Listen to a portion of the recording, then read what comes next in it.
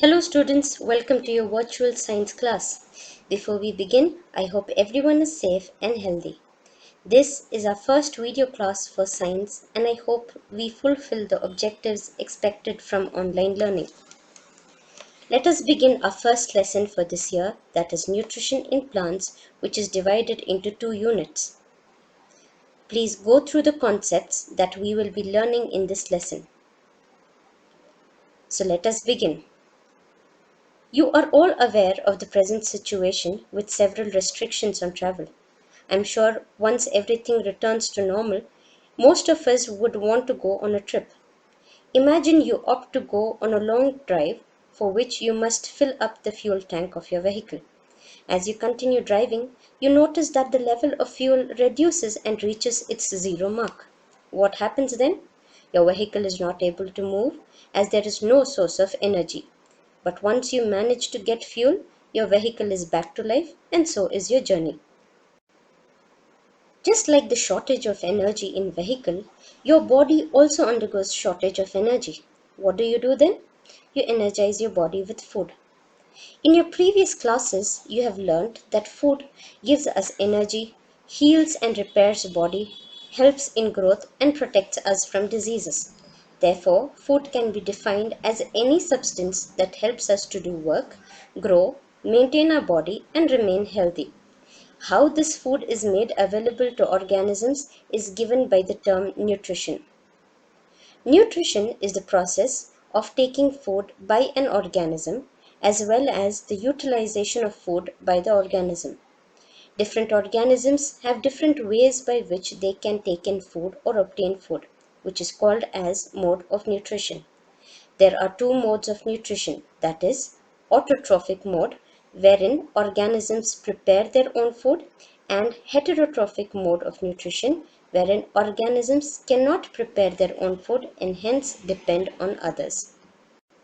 In this unit, we will focus on autotrophic mode of nutrition.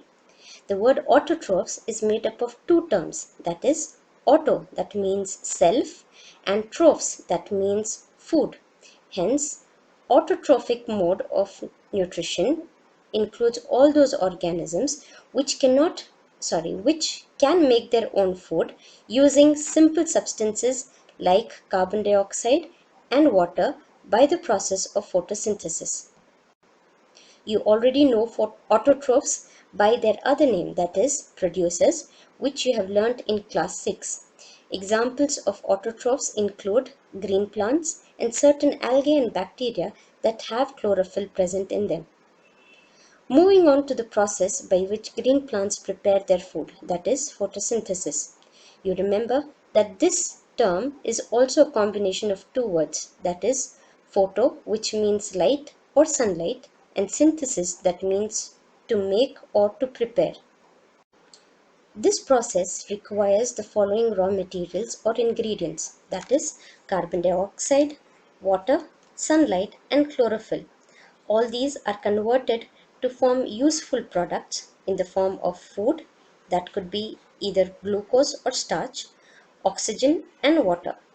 Therefore, photosynthesis is defined as the process by which green plants make their own food from carbon dioxide and water by using sunlight in the presence of chlorophyll.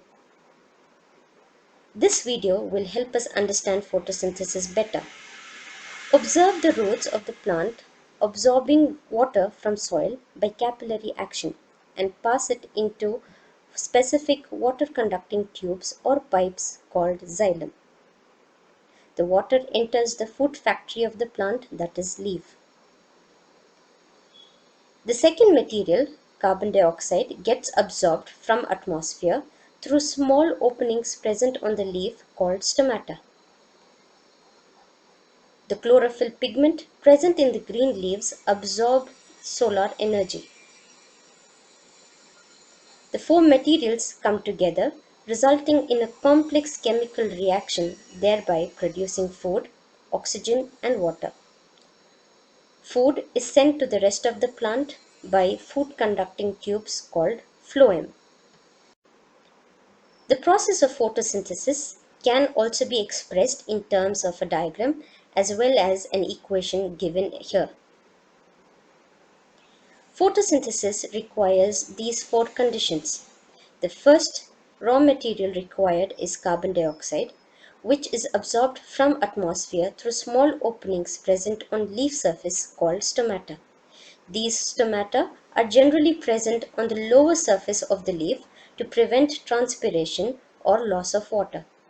Each stoma is surrounded by a pair of bean-shaped cells called guard cells. When there is exchange of gases, the stoma opens and the guard cells swell.